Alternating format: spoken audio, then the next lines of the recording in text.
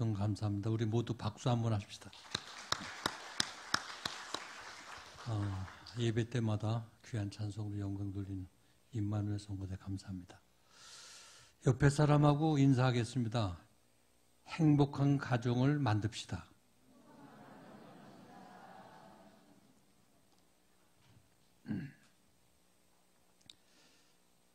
우리 담임 목사님이 늘 그 예배 회복에 대해서 예배에 대해서 계속 이제 설교를 해서 이번 주는 가정의 달에 부부주일이니까 또 예배 설교하겠다 생각하고 나라도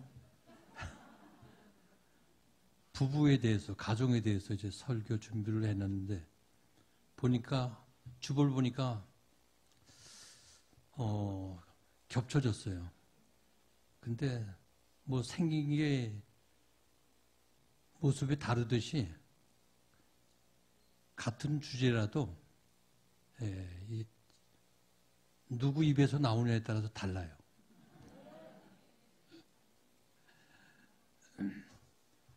제가 강도사 고시를 이제 시험을 제가 보는 게 아니고 이제 제가 감독관으로 있을 때 한 150여 명이 학생들이 이제 강도사 고시를 보는데 그 당시에 야고보서 5장 13절부터 18절까지의 말씀을 주제를 주고 설교를 준비해 오라고 그랬어요. 그래서 제가 50명을 설교를 이제 50번을 듣는데 7분 설교인데 같은 본문인데 50명의 설교가 다 달라요. 같은 본문인데. 그래서 참 다양하구나. 같은 주제이지만 같은 본문이고 누구가 설교하냐에 따라서 그 느낌도 다르고 그 내용도 다르고 모든 게 다 달라요. 그러니까 오늘도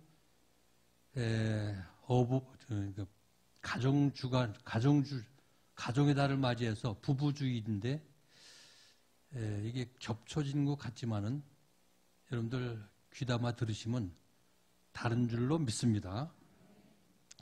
행복한 가정을 만들려면 5월달이 가정의 달이고 오늘 부부주일이죠. 근데 최초 하나님께서 만드신 에덴 동산의 가정은 한 남자와 한 여자를 만드셨어요. 그래서 한 가정을 이루는 가정의 구성 요소는 남자와 여자입니다. 그런데 미래학자 엘빈 토플러는 제3의 물결이라는 책에서 이렇게 얘기를 해요. 앞으로 21세기 미래 가정은 그 구성 요소가 다양하게 변한다는 겁니다. 한 남자와 한 여자가 아니라 결혼을 안 하고 혼자 사는 독신 가정도 있고 함께 모여 사는 집단 가정도 있고 이성이 아닌 동성끼리 결혼을 해서 사는 동성 연애자들도 있다는 겁니다. 그래서 남자들끼리 함께 사는 게이 가정도 있고 여자들끼리 함께 사는 레즈비언 가정도 있고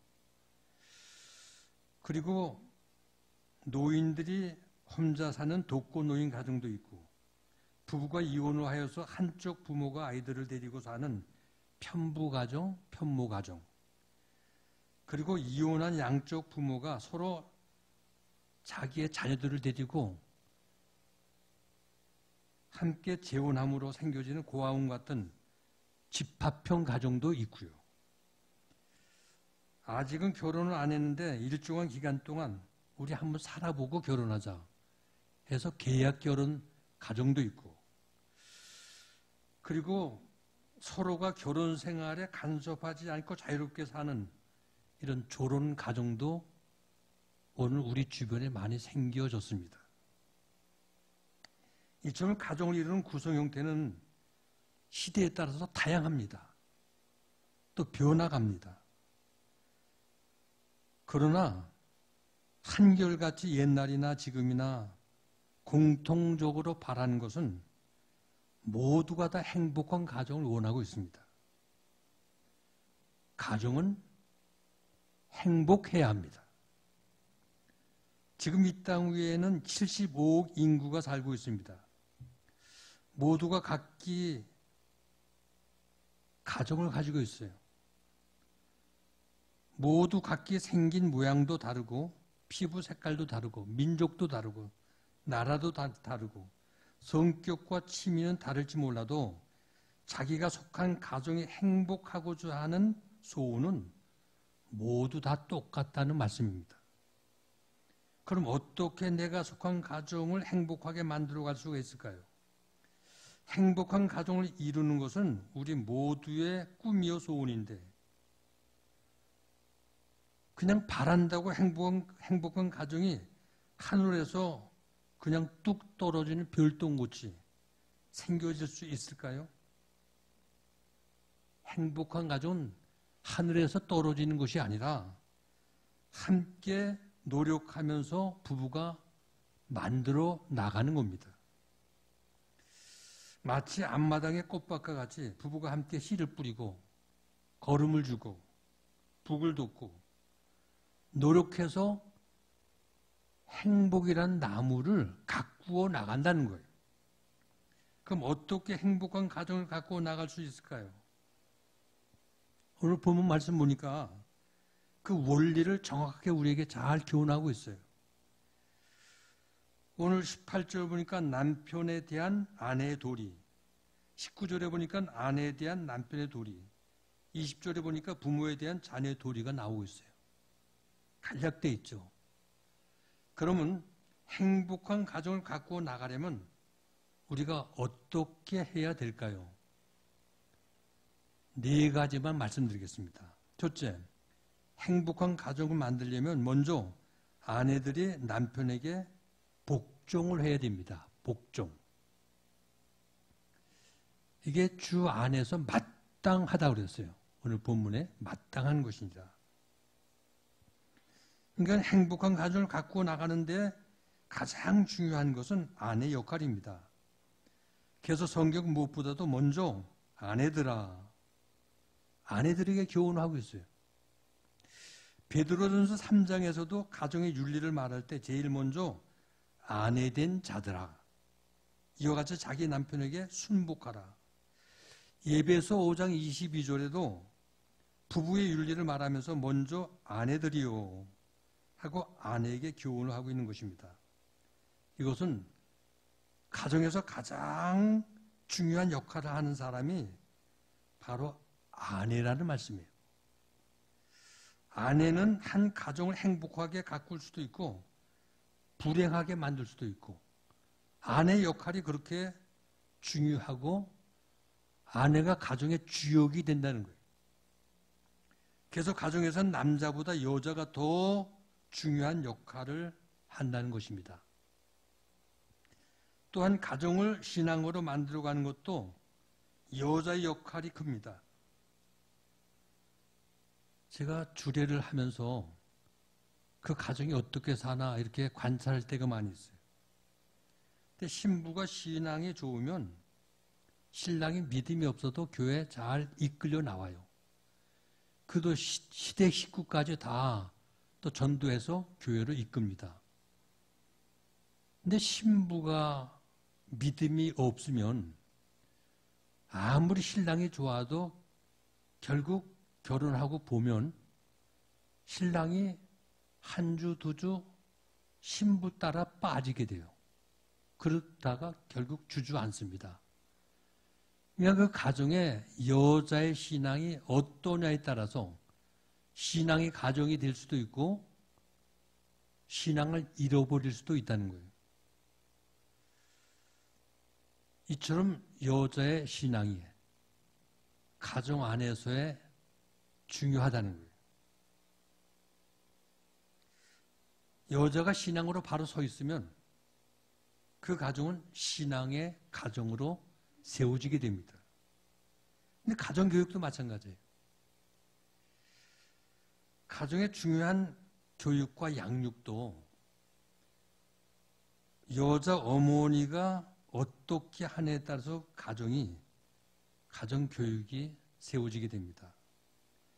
그래서 성경이나 교회사를 보면 훌륭하게 자녀를 키운 아버지의 이름 찾아볼 수가 없어요. 그러나 훌륭하게 키워낸 어머니의 이름들은 많이 나옵니다. 모세를 키운 요게벳이라든가 삼무엘을 키운 한나라든가 디모데를 키운 로이스와 유니게라든가 어거스틴을 키운 모니카라든가 아무튼 많은 어머님들의 훌륭한 자녀를 키워낸 그 손길들이 이름이 많이 나오고 있어요. 그런데 우리가 주의할 것은 여자가 이처럼 아무리 가정에서 중요한 역할을 한다 할지라도 그 가정 안에서의 머리는 남편이라는 거예요. 남편. 그래서 여자 역할에 대해서 성경 말씀에 더 강조하고 있는 말씀이 남편에게 복종하라. 이것이 마땅하니라. 여기 복종하라는 헬라어의 원어의 뜻은 무조건 여자들은 남편에게 굴복하라는 거예요. 동의하고 싶은 마음이 없을지라도 그래도 순종하라는 거예요.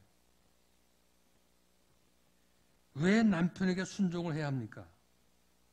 두 가지 이유가 있습니다. 하나는 창조 원리상 가정의 질서를 세우기 위한 것입니다. 하나님은 질서의 하나님이세요. 혼돈하시는 하나님이 아니십니다.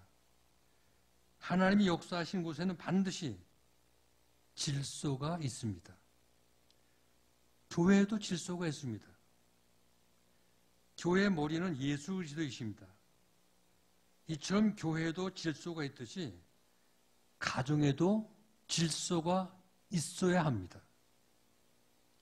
예배소 5장 23절을 보면 예수가 교회의 머리인 것 같이 남편은 아내의 머리가 된다고 말씀하고 있어요. 창조 질서상 남자가 여자보다 먼저이고 여자가 남자에게서 나왔습니다.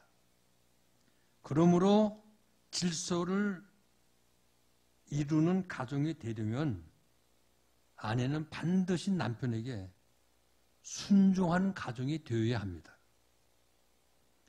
아내가 남편에게 순종할 줄을 모르면 그 가정의 자녀들은 부모에게 순종할 줄을 모릅니다.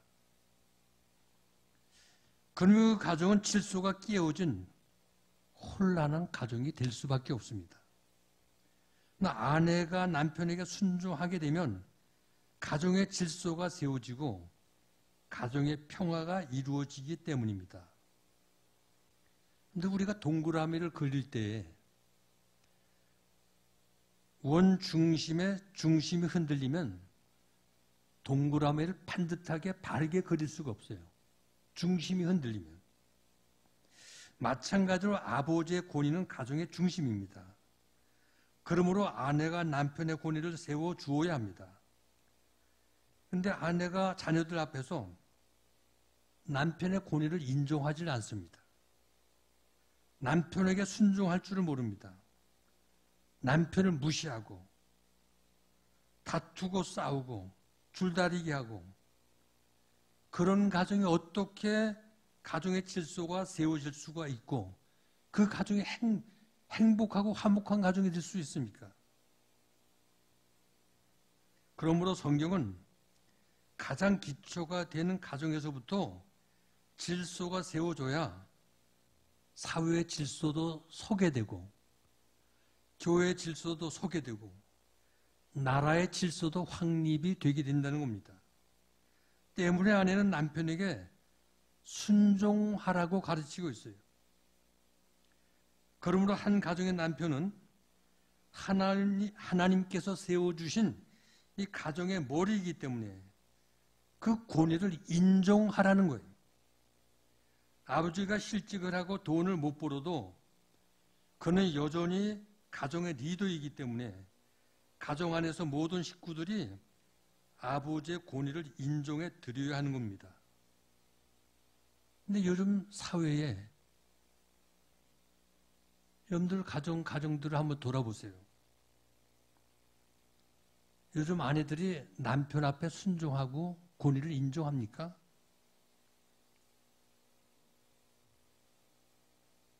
그런 가정이 보기가 힘들어져가는 세상이 돼가고 있어요. 계속 사회 질서가 무너지고요. 어지러운 세상이 되고요. 사회가 얼마나 복잡한지 몰라요. 그러니까 가정이 무너지고 해체되고 그리고 가정이 신음을 하고 있어요. 어느 아파트 분녀회에서 분녀회장이 회원들 보고 이렇게 광고를 했어요. 오늘 저녁에 집 안에 아무 쓸모없는 폐품을 하나씩 다 가지고 앞마당에 모이자고. 근데 저녁이 됐는데 폐품들을 가지고 아무 필요 없고 쓸모없는 폐품을 가지고 나와서 모이자고 했는데 모두가 다 남편들을 데리고 나왔더래요.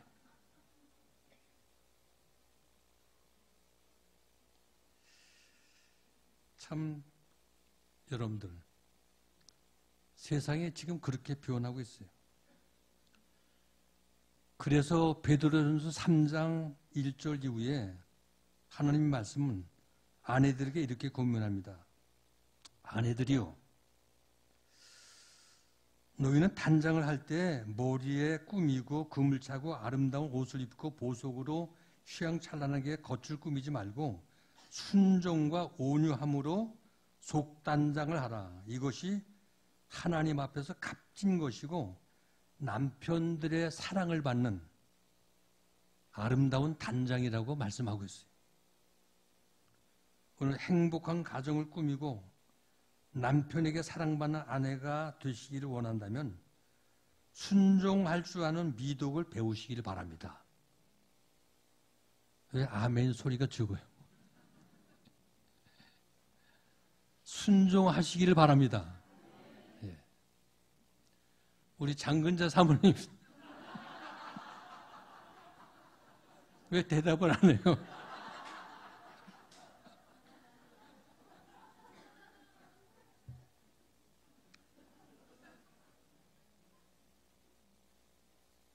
두 번째, 예. 농담입니다.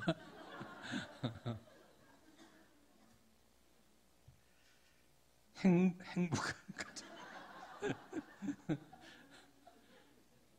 제가 그 전에 이 가정에 대한 설교를 하면요, 순종하라 그러면 여자들이 대답을 안 해요. 근데 남자들은 대답을 잘해요. 근데 그 다음 주일에 꼭 순종하라 그러면 남편들이 좋다고 그러거든요. 근데 그 다음 주일날 남편들에 대한 설교를 꼭 해요. 아내를 사랑하라 그러거든요. 그럼 또 아내들이 좋아해요. 자, 두 번째, 행복한 가정을 만들려면 남편들은 아내를 사랑하고 괴롭게 하지 말아야 됩니다. 항상 성경은 어쪽 한쪽으로 이렇게 기울질 않아요. 똑같하게 같이 평등하게 권면하고 또 요구하는 걸 볼 수가 있어요. 오늘 보면 19절 보니까 남편들아 아내를 사랑하며 괴롭게 하지 말라. 성경은 아내 사랑하기를 내 몸같이 사랑하고 연약한 그릇같이 귀히 여기라 하고 말씀하고 있죠. 근데 요즘 잘못된 남자들 가운데에는 아내를 괜히 트집을 잡아가지고 구타하고 초장에 잡아야 한다고 때리는 남편들이 있어요. 북어도 때려야 북어 맛이 난다고 괜히 이유 없이 아내를 패는 이런 잘못된 남편들이 있거든요. 시대를 모르는 간이 큰 남자들이에요.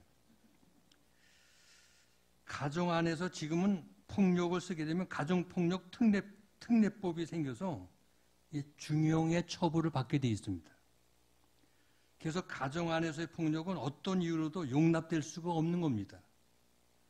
아내를 괴롭히거나 때리는 것은 이건 못난 남자들이 하는 행동이에요. 자신에게도 아무런 유익이 없는 일입니다. 아내를 괴롭히게 되면요, 늙게 되면 힘이 없어지고 경제력도 없어지게 되면 그때 구박을 받게 돼요. 밥도 제대로 얻어먹지 못하고. 그러면 자신을 위해서라도 아내를 사랑하고 아내를 귀히 여겨야 됩니다. 아내를 사랑하고 칭찬해주면 밥상에 반찬이 한 가지 더 올라갈 수도 있지만 구박하면 자신도 손해를 보게 돼 있어요.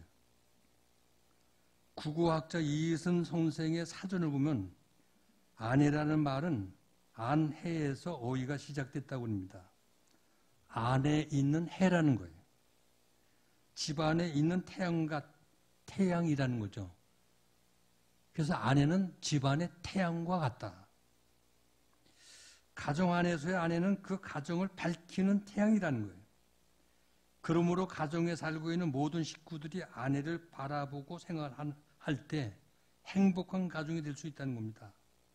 생명에 붙어있는 모든 생명들이 태양을 바라보고 살듯이 가정의 남편들도 자기 아내를 바라보고 사랑을 하며 살라는 말씀이에요. 남편들이 아내를 바라보지 않고 다른 집 아내를 바라보면 집안의 태양은 빛을 잊어버리게 됩니다. 빛을 잃어버리면 가정이 어두워져요. 그리고 가정에 문제가 생기게 되죠. 그러므로 아내를 태양처럼 바라보고 사랑하는 가정이 행복하고 화목한 가정이 될 수가 있습니다.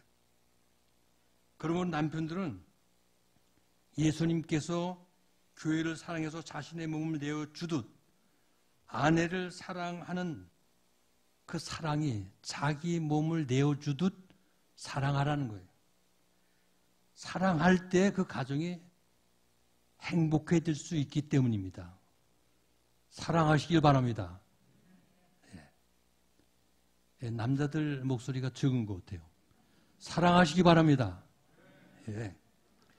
세 번째, 행복한 가정이 되려면 남편과 아내가 서로 대화의 기술을 발전시켜 나가야 됩니다.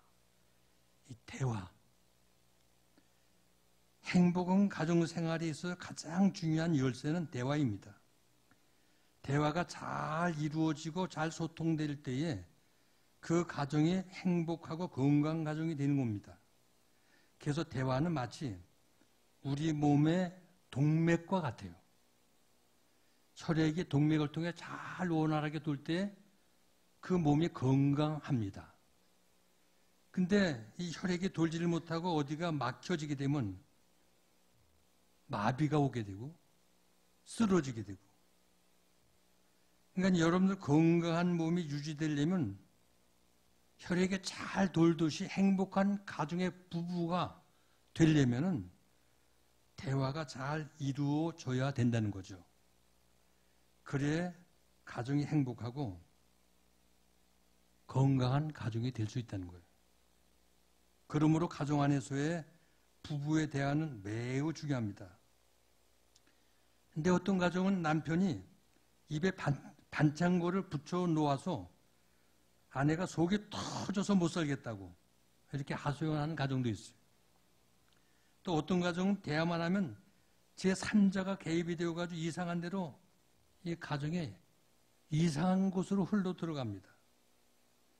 또 어떤 남자는 자기가 할 말이 없게 되면 시끄러, 1절만 해 하고 위협하는 남자들도 있고요.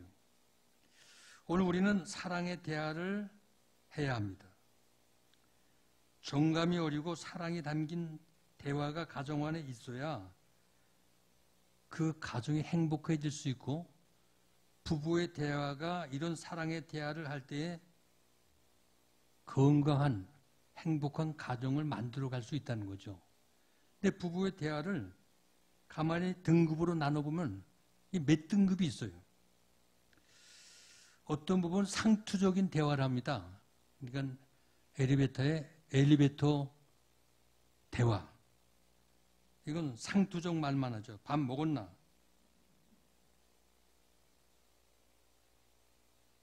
오늘 날씨 참 좋다. 그럼 끝입니다. 근데 조금 대화가 발전이 된다면 뉴스 해설식 대화가 있습니다.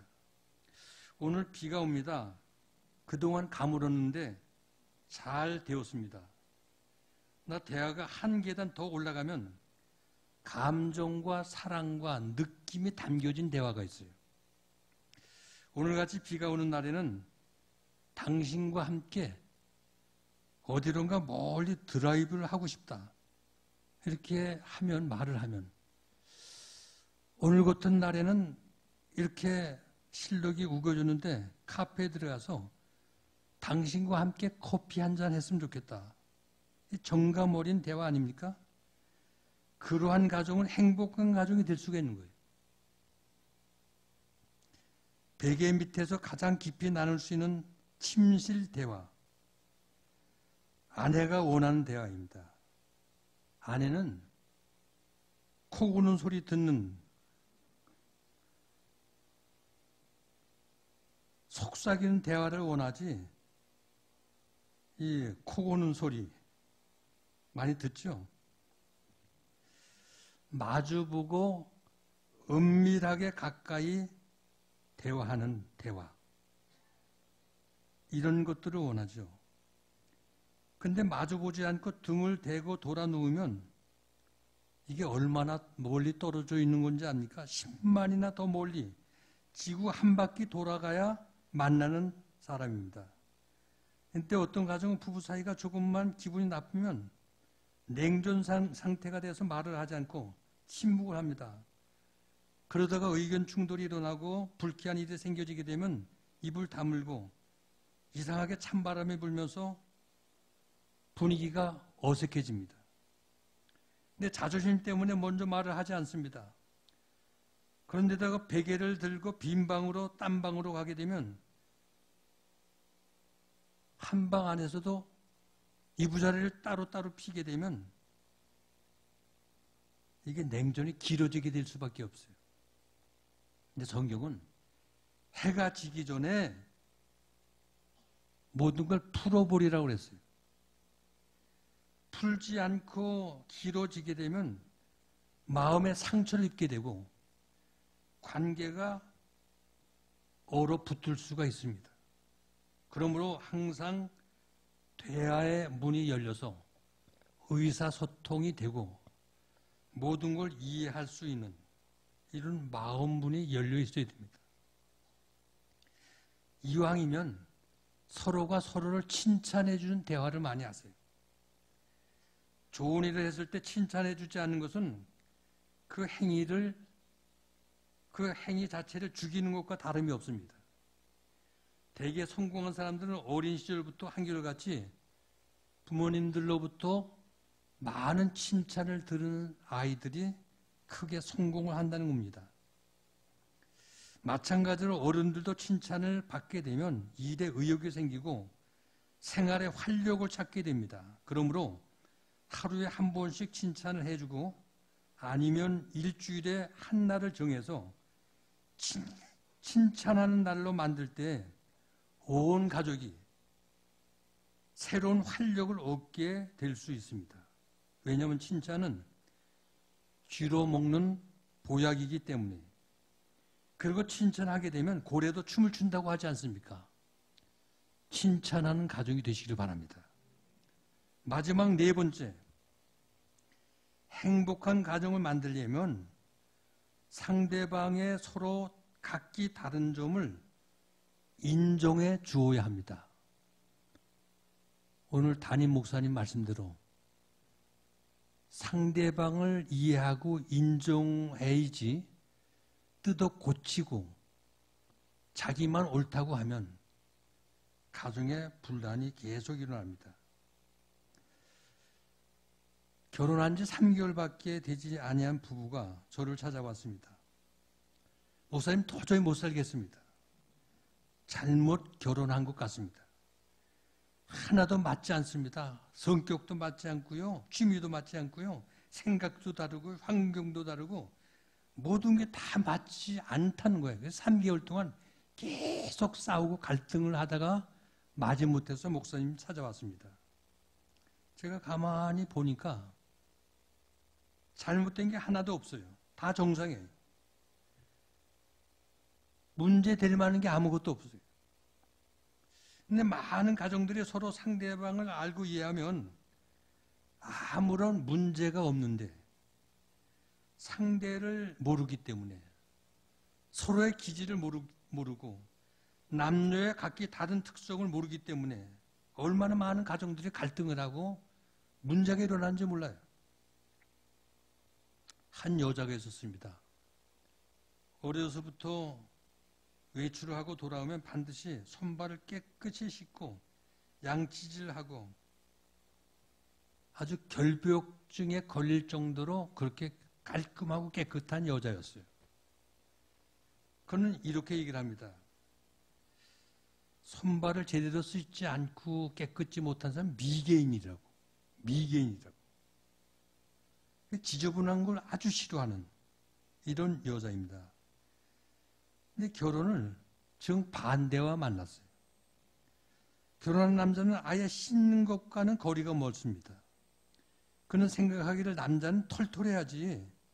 그리고 좀 대범하고 뭐 조그만 거 뭐 묻었다고 털털 털고 깔끔 떨고 그게 뭐냐고.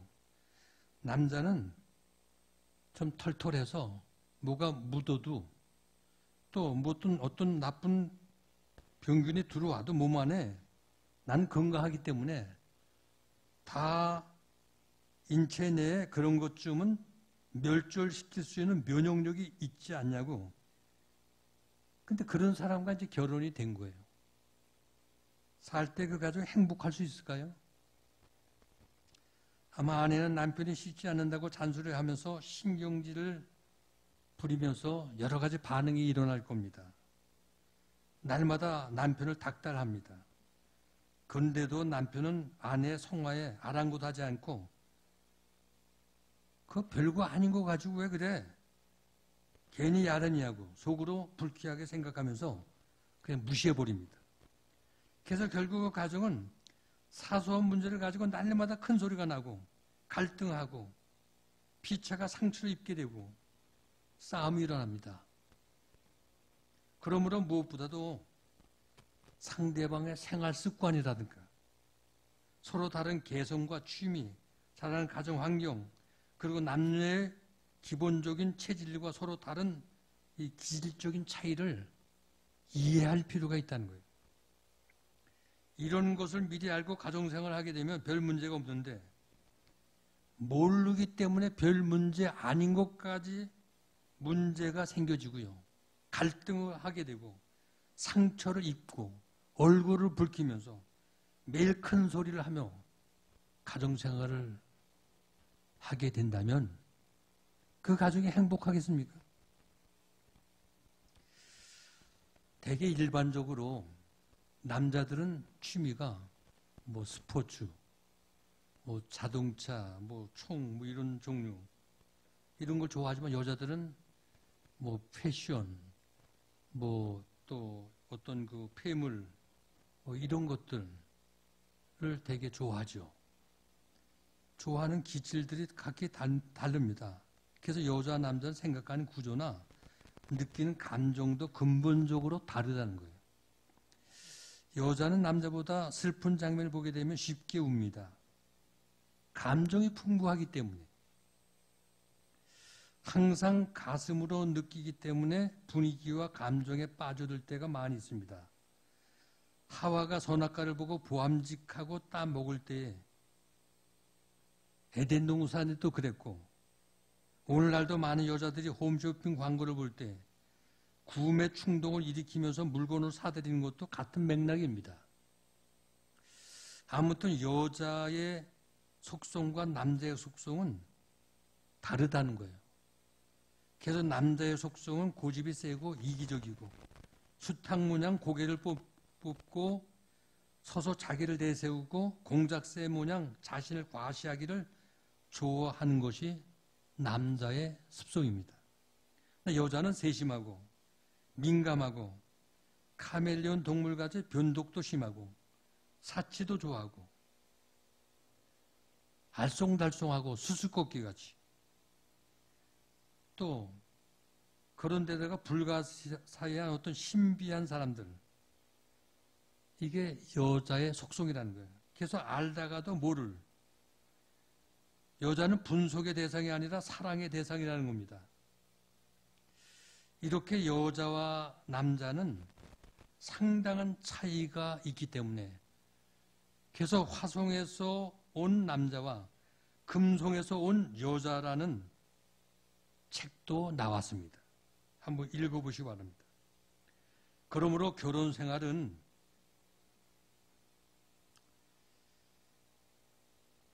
상대를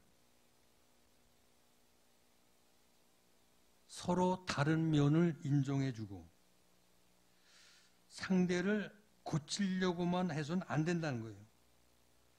있는 그대로 배려하고 뭔가를 기다릴 줄도 알고, 그래서 이해해 주려고 애를 쓸 때 가정이 편안하다는 거예요.